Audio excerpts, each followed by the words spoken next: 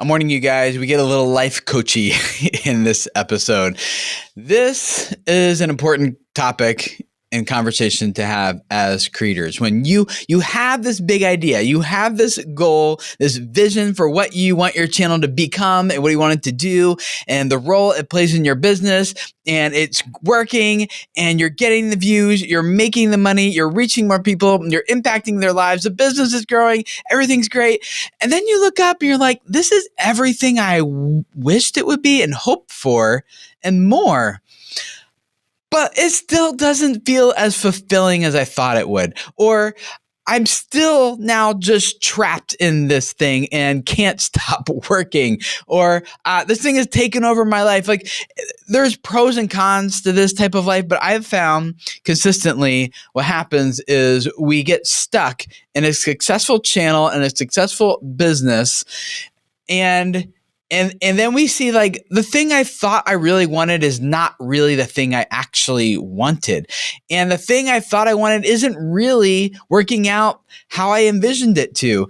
And whether you're having success on YouTube and in your business or not, that success thing is really elusive. Even when you think you've got it, when you get there, you're like, I don't got it.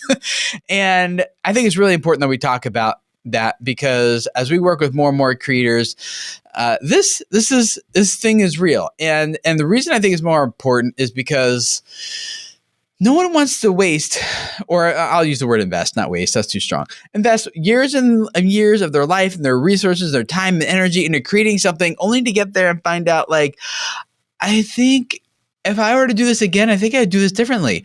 I'd want to be in a different spot than I am right now. And it's frustrating and it's really disappointing and it's this disillusionment, all this stuff. So this episode today is a little bit of a different angle on all that. It is a follow-up episode to an episode we did a few weeks ago. It is called The Hustle Mentality Kills Your Soul. Invest into these 5 efforts for growth instead. We got a lot of positive feedback from this episode, a lot of questions you guys submitted, and I went back to the people I interviewed and got your questions answered, and I want to dive into those with you guys here today.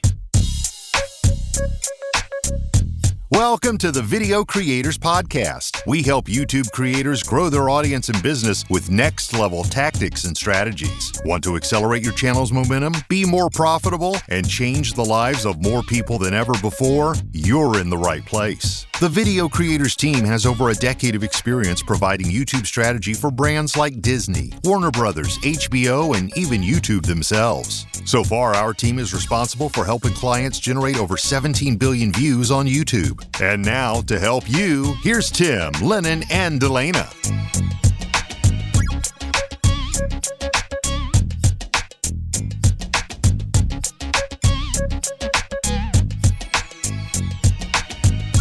Hello, creators. How are you guys? Welcome back to another Video Creators Podcast episode, where every week we got a new show here just to help you grow your YouTube channel, grow your business, reach more people, change their lives, starting with your life here. That's what our goal is. We want to change your life, help you reach your billions of people on YouTube and in your business so that their lives are impacted and changed by what you're doing, and the whole world just becomes a better place, right? It's awesome. So I'm really excited to dive into this topic with you here today. I think I've already sufficiently set it up here in the intro. So let's just dive in and first open up by introducing you to my 2 other co-hosts, Ingrid and Delana. Delana, Ingrid, good to see you guys again here today. For you guys who don't know, they're both YouTube strategists on our team here at Video Creators, and they're going to be the ones delivering the thunder today. I don't know what that means, but sounds exciting. I had when I was interviewing at a church once back in my ministry days, there was one church that asked me, they're like, Tim, we just want someone who can bring the thunder. Can you bring the thunder every week? And I'm like, I don't know if I want to. What is that? I did not go there. I did not work there. But I was like, that's the kind of expectation we have. I don't know if this is going to work out too well. But anyway, Delana, how are you doing? I'm pretty good. I am trying to keep my head above the water with all of my new routine my doctors put me on with diet and supplements. It's crazy, guys. I have half a page of something I need to take every single day with every meal. And so I'm still very much getting used to it because I still forget to do things sometimes, just like I did right before this episode. I was like, hold on, before we record, I have to go take my supplements. So, yeah, I'm still getting used to it, but and then I'm supposed to see my doctor again tomorrow, so we'll see how everything's going. But yeah, I'm excited You to be feeling on better? this routine. I am I will say I'm on the upswing. Yes. Okay. It's Okay. whenever you change your diet, it takes so much time to like really start to feel the effects other than the drawback. I do feel, I have to say though, with this diet, I feel a little bit like triumphant in the fact that like I've beat my sugar cravings that every Mm. American has, like that sugar Mhm. addiction. And I've, having to be on this diet has required me to beat that sugar addiction that we all have. And so I feel a little bit like, have you seen that TikTok where the sound and they're like, am I better than everyone? Yeah, I quit sugar years ago, and I remember the how hard, like the crash hit me so hard for like 2 or 3 days. I was just Yep. wiped out on my floor. Couldn't think. I didn't realize Yep. every meal and snack. That's why I needed snacks. I was just going from one sugar rush to another, and that was my energy level. And I Yeah. stuck with the sugar. Man, I was just so tired. Is that why you said to Yeah. me the other day when I said I ate carrots, you said there's a lot of sugar in that? Probably. Yeah. I'm really. Tim's Yeah. No veggies. It's like that was my source of sugar. Yeah. Yeah. Ingrid That's did where all the keto for a sugars while are too, so you know that feeling as well. Yeah. Yep. Yeah. Yeah. And just really wanting to go back to eating less carbs. Yeah. Summer's coming. Oh. I don't know. Carbs make me sleepy. Yeah. Ingrid, for people who might not know you, I think you've been on the episode, on the show a few times. You're going to be more regularly here going forward, but tell people who you are, what you're all about. Well, I am Ingrid Blackburn. Nice to meet everybody, or talk to you, I guess. Nice to talk at you. Nice to Nice be to in talk your at you. AirPods Yeah. inside your head. I am the voice you hear. Yes. I'm a strategist here on the team. I work closely with Delana in the action plan, and I live in the Raleigh area, and I'm really looking forward to the summer. I gotta say, the warmer weather's been coming up, so Michael and I are going to be hanging out outside a lot and playing full game Yahtzee tournament all summer long. This is what we do. I forgot you guys were really into dice type games, yeah. right? Yeah. Yep, love it all day Cool. long. Listening to tunes, and we fight a little bit there. I like to listen to the classic rock, and he likes that too. But then he forces me to listen to oldies all the time. So you need to listen to Video Creators podcast all the time. You got to tell him, Michael, this is the good stuff right here. That's right. That's right. Just Well, I got this beard outside in the going on. sun. Yeah. I got this beard going on. First time I ever tried to grow a beard. What did you call me earlier? Scruffy? Scruffy. Scruffy. I'm going to go be on the show called The Chosen that Daryl Eves is running up, a friend of ours. And I need to have a beard for the character. So growing it out first time. Yep. I gotta be a scruffy man. So my first time a little itchy, but I am now admiring other men's beards with a new appreciation, which sounds super creepy when I say it that way. But I actually did compliment one guy on Volley, this video app that a lot of our community people are on. And like, that's a good, whatever you said was nice. But that beard, I was like, I know what it takes now. That's impressive. So maybe I'll be a real man one day and be able to match it. But for now, I just admire from afar. Maybe one day. Maybe. Yep.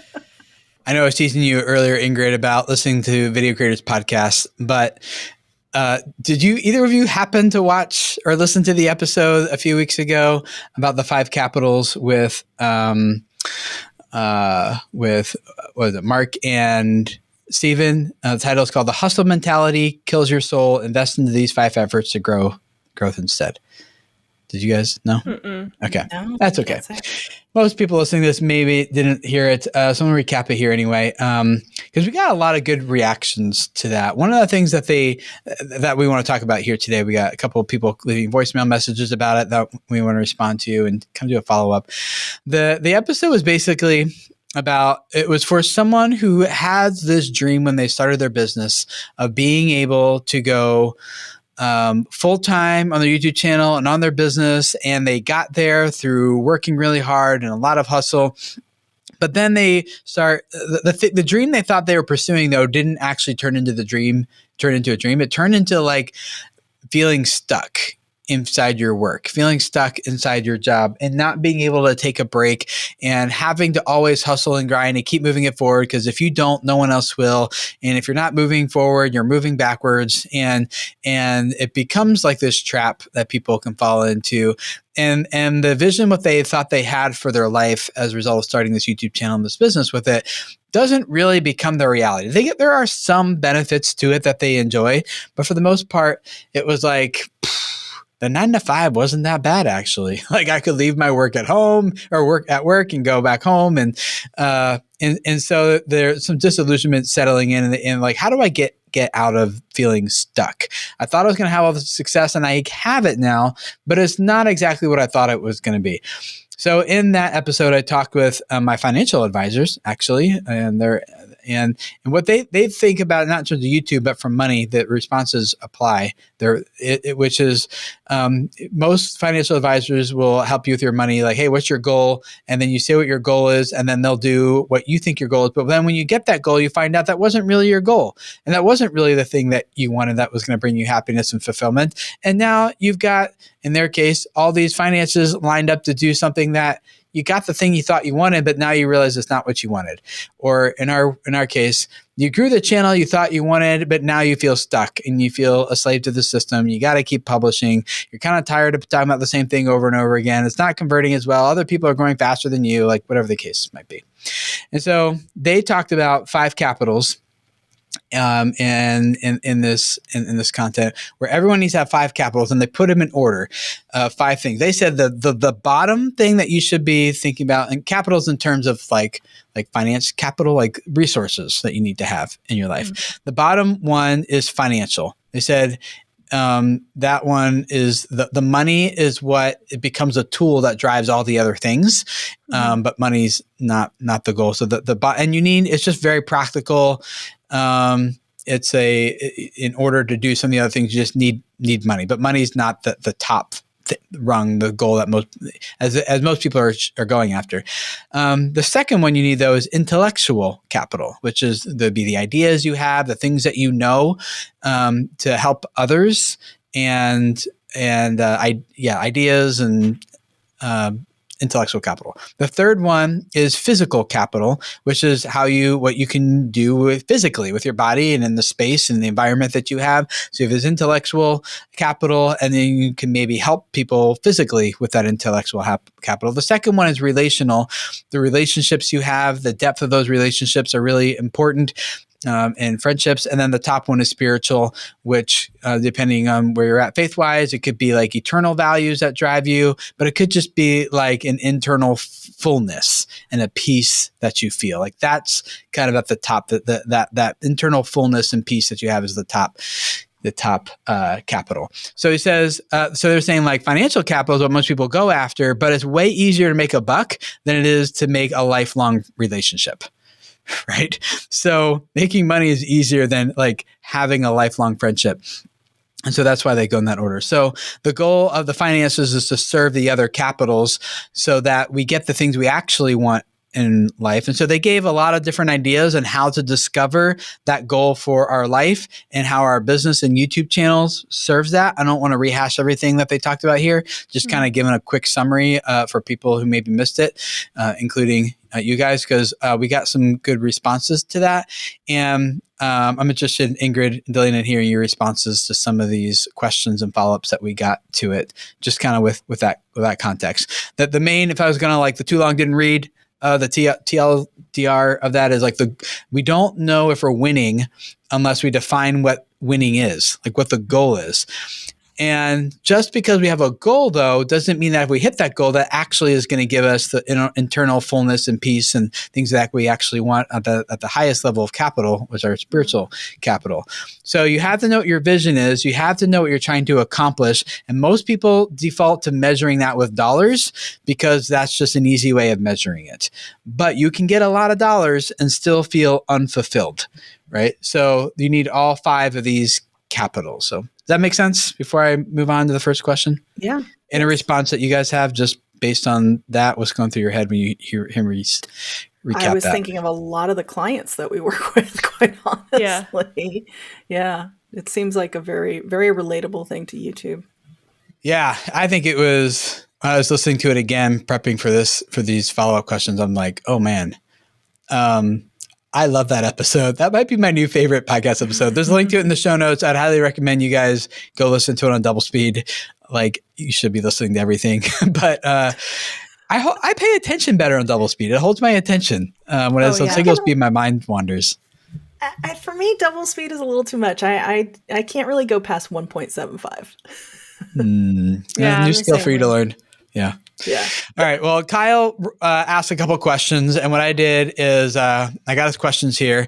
We're going to play them for you a second. And then I was like, well, that's a good question, actually. And I went to Steven, because it was Mark and Steven both in the podcast. And I'm like, hey, here's some questions. Do you want answering these? And he sent me some follow-up. So we're going to play those. But I also want to hear from you, Ingrid and Delana, just kind of what your reactions are to these. And because I know you do a lot of similar work as this, like this with your clients per your comment, Ingrid.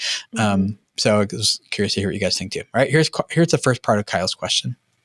Hi, Tim. My name is Kyle, and I am a student as well as an entrepreneur who has not yet found the success I know I am capable of. I have decided to follow your advice in writing down my vision statements, and I have 2 questions for you regarding this. Even though my vision statement has helped me tremendously, working almost like a guiding compass, if you will, I feel as though it is still a bit of a rough draft that needs perfecting. Do you have any advice on how one could structure or go about setting up a vision plan in a way that would be most beneficial or efficient for success?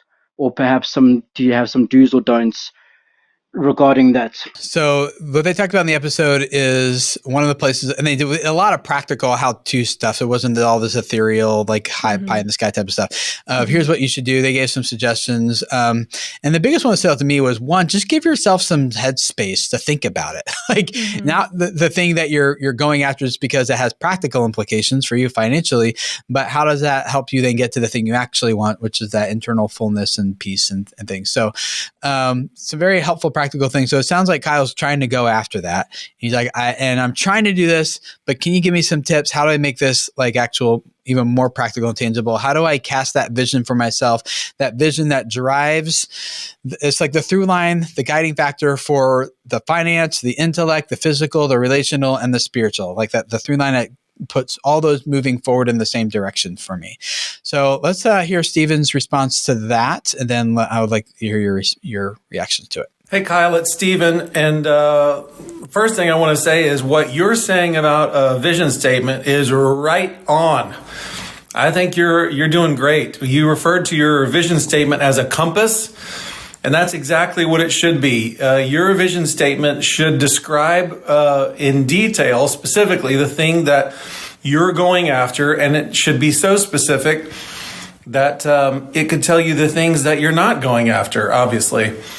And your vision statement will, if it's good working, it'll tell you where your money should be going.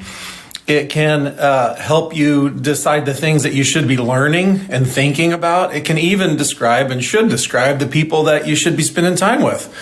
Because if this is the direction that I'm heading, there are people that can help you along the way.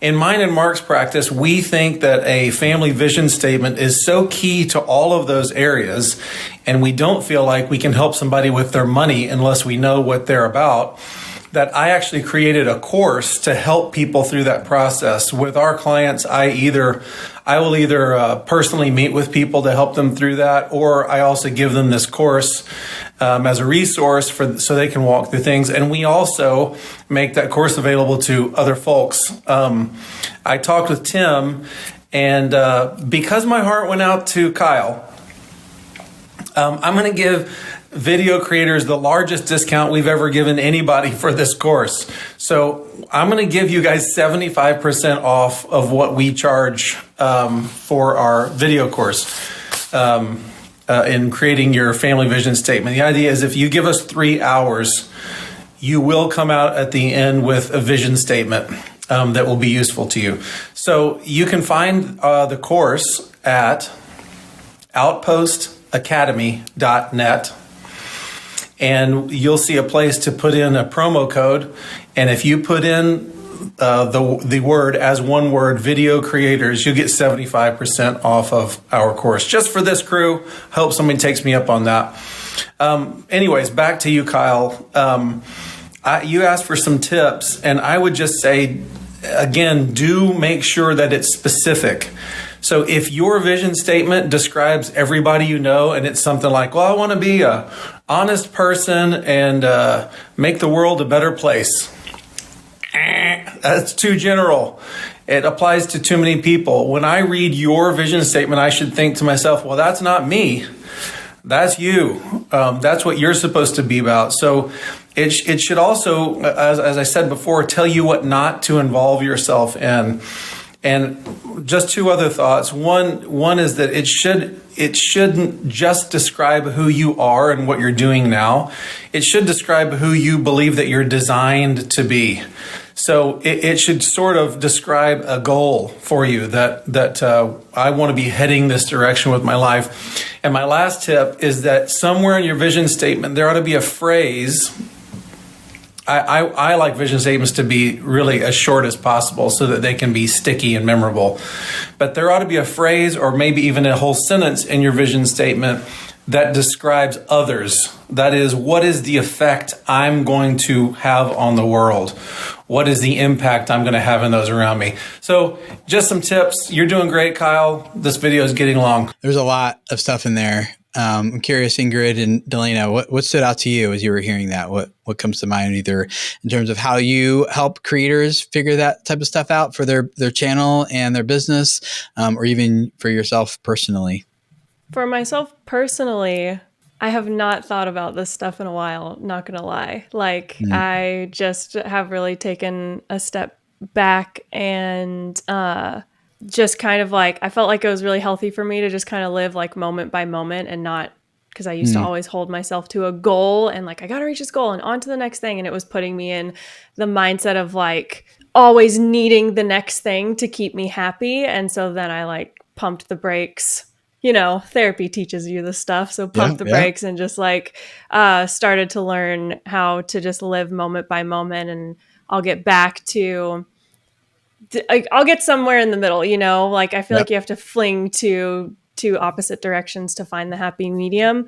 But so that's where I am personally. In terms of working with clients, we don't so much set up vision plans with clients, but we do very much the thing that stood out. Well, there's two things that stood out to me. One is that he said, if your vision statement could apply to anyone, then it's not good enough. And that's something I immediately thought of all the conversations that we have with our creators, the creators that we work with, our creators, we own them.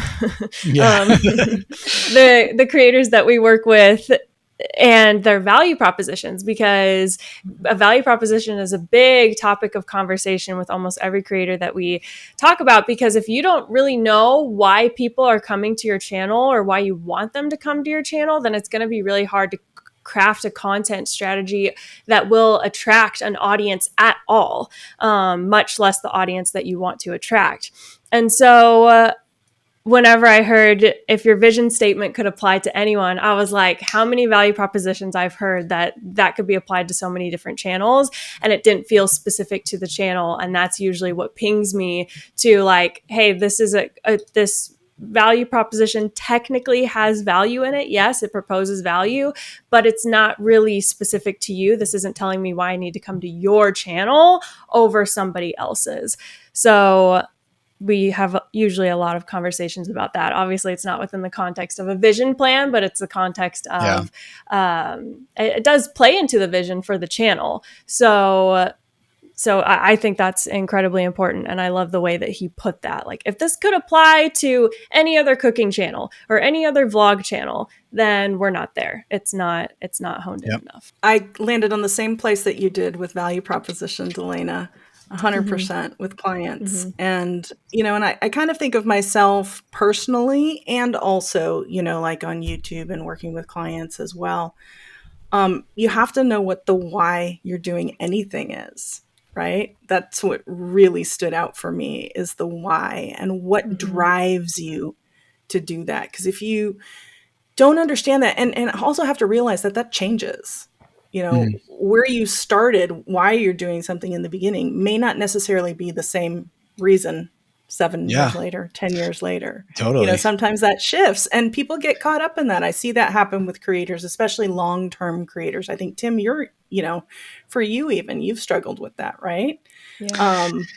And then just even beyond that, there was something that he said that thing you're going after specifically and what you're not going after. And that reminded me of creeds and beliefs, Yep. and that's just Gotta so make a deeply choice. rooted. Yeah.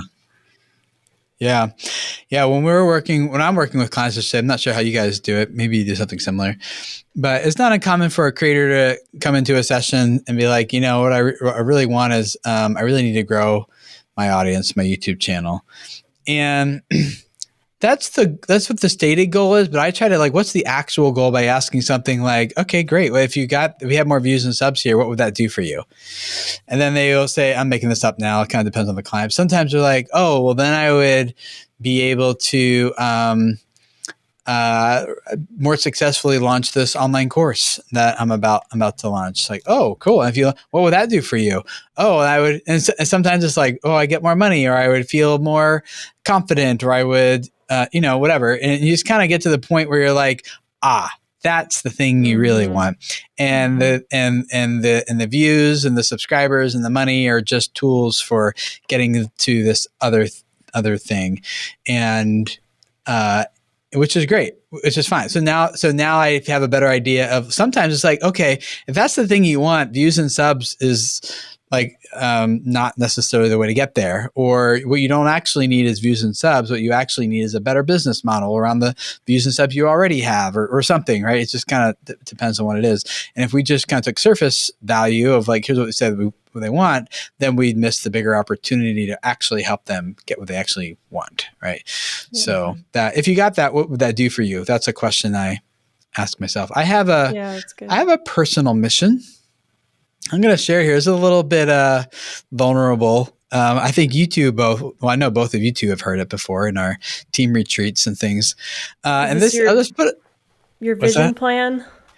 Yeah, for myself personally, our family has one as well, and our business has one and things too. I just have a hard time operating without one. I kind of need that direction.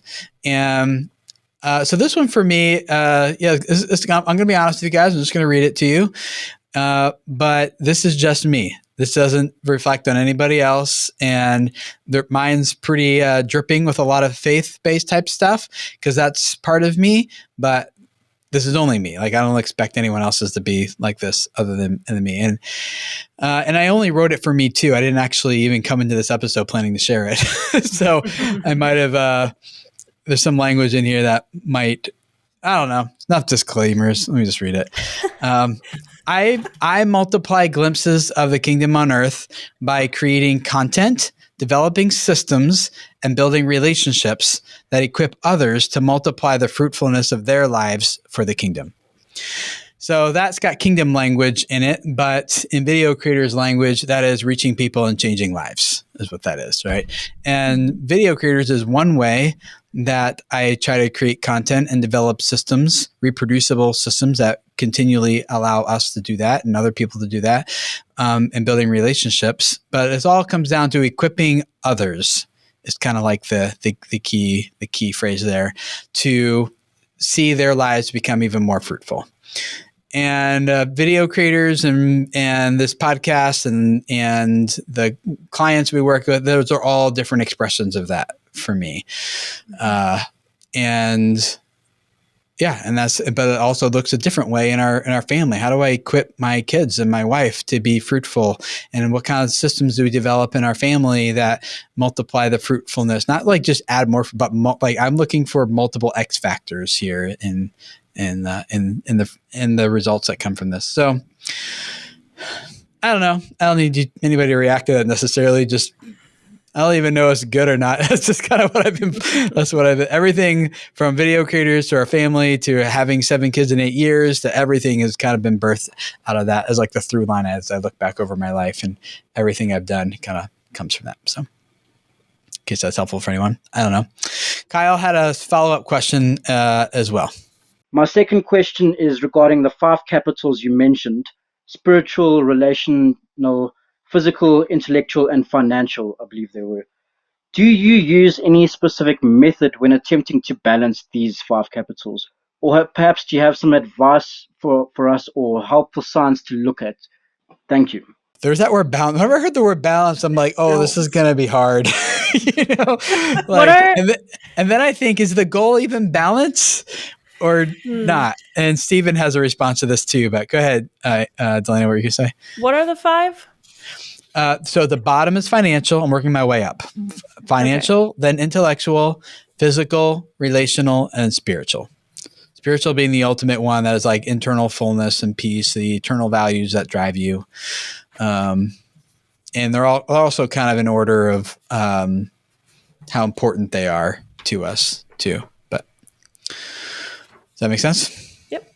All right. So Stephen, also one of the guys in the previous episode, he had a response. It's a little bit longer, but here's his response to that.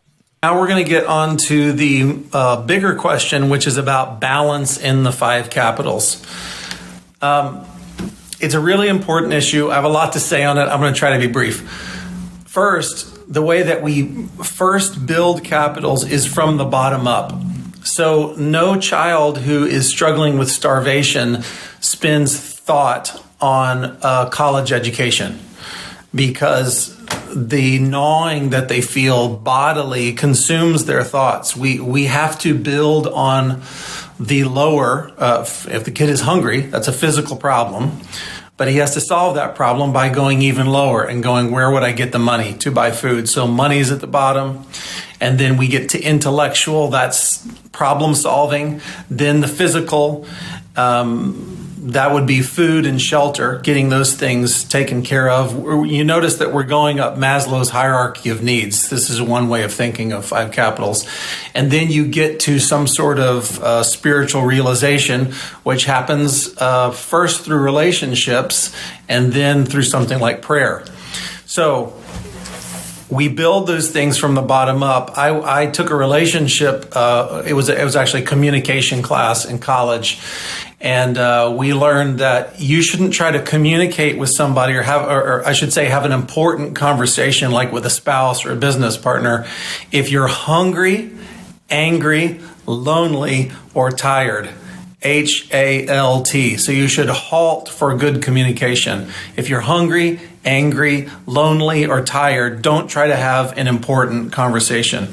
And what that tells you again is you got to get those lower things taken care of, and then you can deal with a higher register issue like a relationship or spirituality.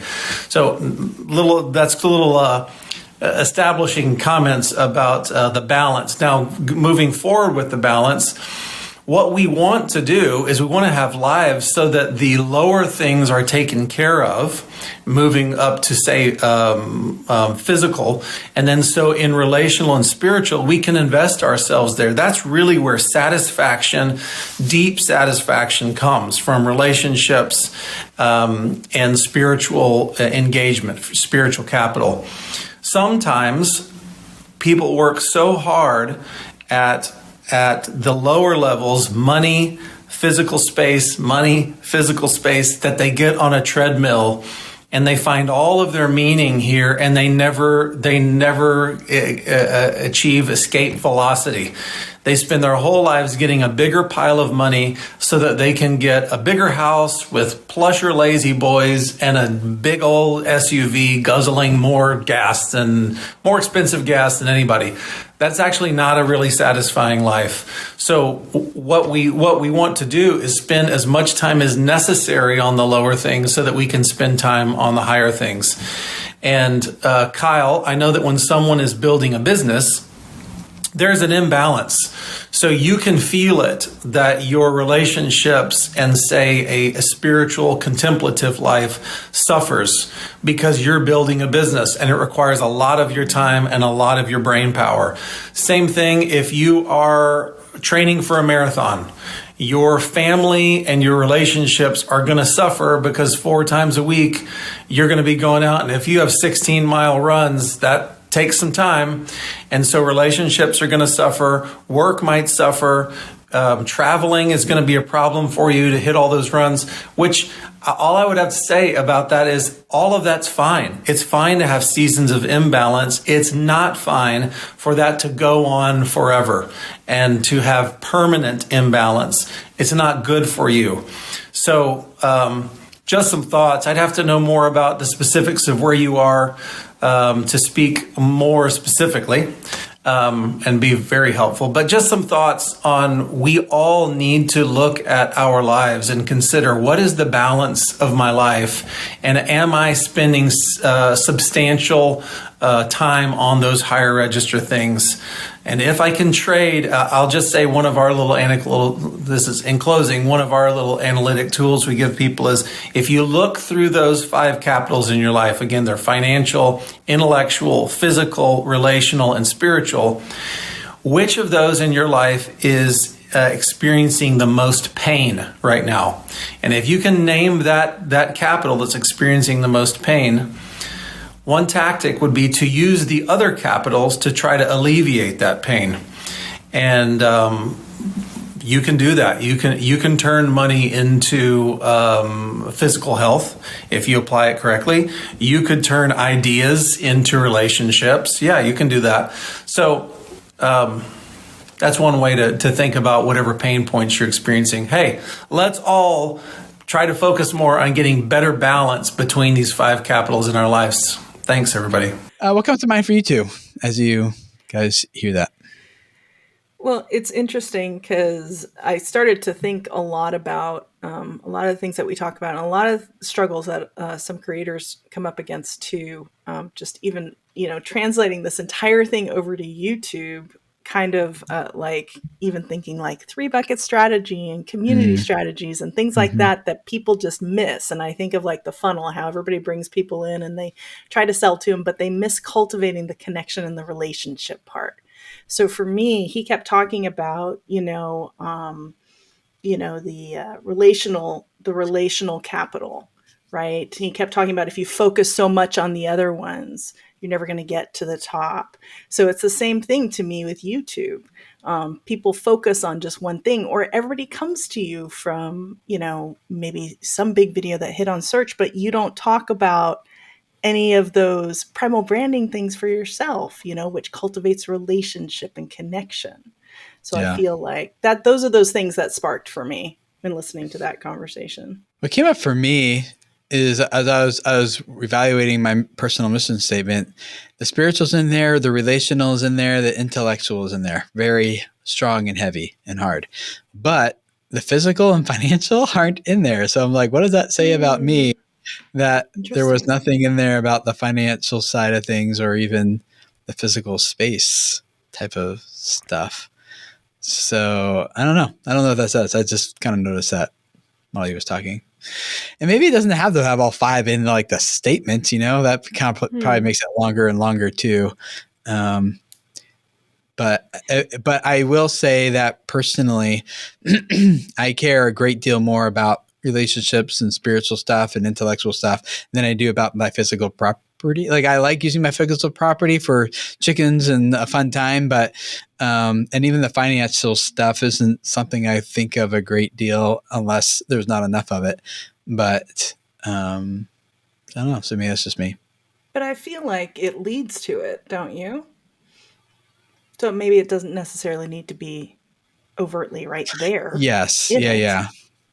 Yeah, it's hard not to have something. I mean, it was you creating YouTube content has some intellectual stuff, and they have some physical space to shoot that in and create this business in. They're creating parasocial relationships, if nothing else, with people online, and there's usually a financial goal. I think the main thing is to have people really identify what the internal fullness and peace feels like and looks like for them, like what makes them feel that way. And then evaluating is the way I'm living my life and the things I'm doing in my business and on YouTube actually getting me to that top level of capital. So I think it makes sense that your vision / mission would be primarily spiritual, intellectual, and relational, because I think especially the spiritual part, those are the things that you're in the end after. And then whenever you reverse engineer it, okay, I have this vision plan of, this spiritual outcome, this relational outcome, intellectual outcome. Whenever you reverse engineer that, all right, how do I get there? Then you can't get there without bringing in the financial and the physical. You know what I'm saying? yeah, So I think it makes sense that a vision plan or a vision, I don't know about the plan part. Like the plan sounds like it would have to have the financial and the physical in there, because that's the practical part of actually achieving the vision. But in terms of writing out the vision and the mission, I think it makes sense why the more practical part wouldn't be in there, unless you were taking that vision and then turning it into a plan, which you have done, but we're not talking about right now. yeah. Well, yeah, the kind of boil us up is like boil us up, boil us down. I don't know. Boil To us cook down. this What is all in a boiling big up? pot. I don't know. Do you just like keep adding water? Sum it up as it to boil it down. Yeah, something like that. I merge the two together. It's like when success on YouTube and in life in general just kind of feels a little bit elusive, then I think the thing we need to do next is really define, well, what would success look like for me in relation to these 5 capitals? And not just in terms of financial one or something, or the physical one. That's the default one. But in terms of all of these together, and then asking that question, well, if I got that, what would that do for me? And then if I got that, what would that do for me until I got to this point? I'm like, that's it. So I would highly encourage you guys to go listen to the part 1 of this, I guess, the other episode. In fact, Sandy left us a voice message saying this about it. Tim, I just wanted to tell you that video was just amazing. I needed to hear that, because that's exactly how I'd been feeling. The channel's up. It's almost to 68,000 subscribers. I had taken a lot of your classes and different things, and I think I might have to sit back, focus, and I just appreciate the video so much. And your guests were great. Tim, thanks so much, from Suburban Homesteader, Wyoming, Arizona. There's your pitch, guys. So link to it in the show notes. Go check it out. And also put in the show notes at outpostacademy.net and the promo code Video Creators for 75% off that course to develop a vision for your family and your life. I'm not sponsored. I get absolutely no kickback from that whatsoever. So it's just totally up to you guys if you want to check it out or not. And you'll also find links down there if you'd like to leave a voice message for us, whether you have a question about next week's episode is actually me answering your questions. So if you got questions you want to submit to us that we can tackle for you, feel free to do that. Go to speakpipe.com/video creators. And also check out a link down there for Volley, because these dialogues, these discussions continue after the episode over there. So go check it out, and we'd love to see you and hear you face to face and your reactions, your thoughts, and your comments. The one thing I don't like about podcasting is that it's kind of like a one-way piece of content, and getting into Volley as a community platform lets us have a more two-way conversation face to face. So looking forward to meeting you guys there.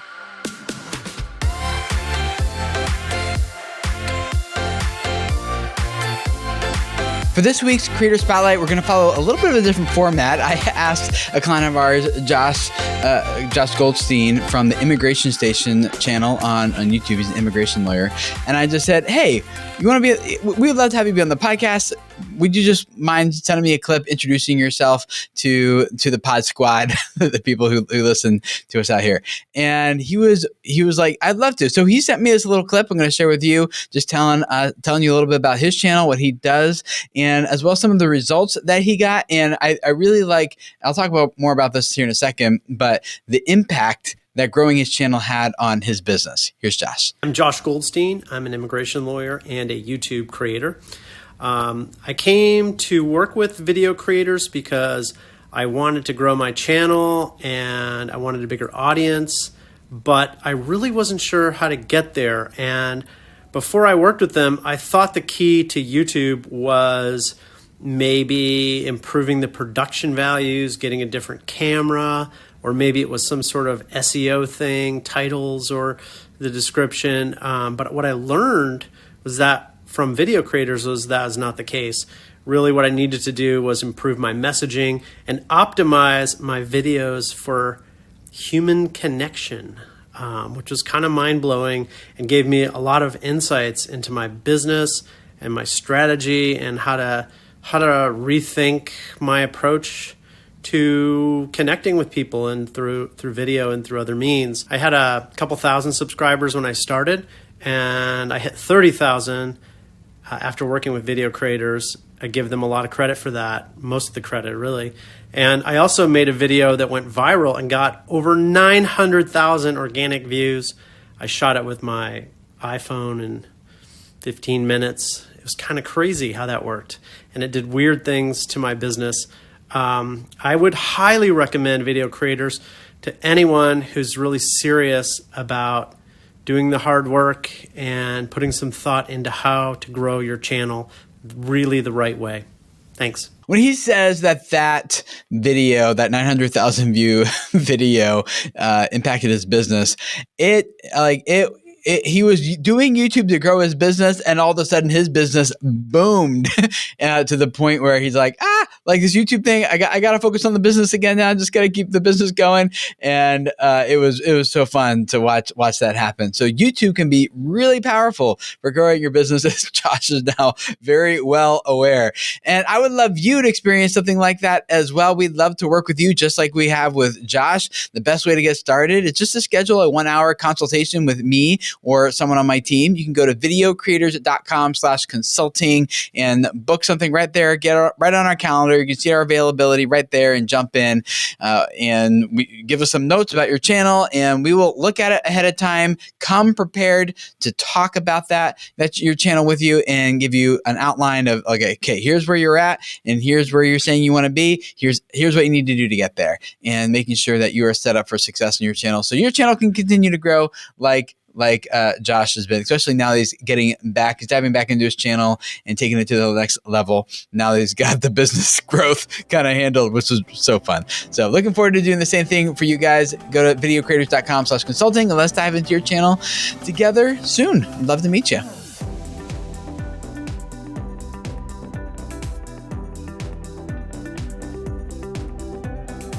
We like to wrap up every episode with a power tip, something useful you can do on your channel right now. And today, maybe you're familiar with this, but just in case you aren't, when you go to share a YouTube video, when you're looking at that video on YouTube and you go down to the share icon there to copy the URL or to post it wherever, you'll see there's a little checkbox right below the URL next to copy. And you can put in that start at, let's say, 1:25.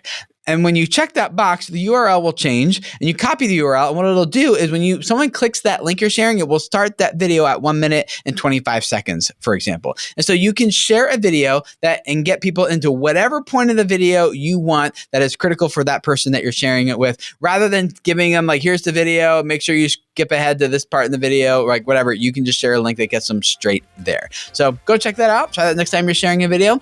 Thank you guys for hanging out for another Video Creators Podcast episode. It's been fun. It's been real. It's been more real than I thought I was going to get. And we will see you guys again next week for another Video Creators Podcast episode. See you then. Bye.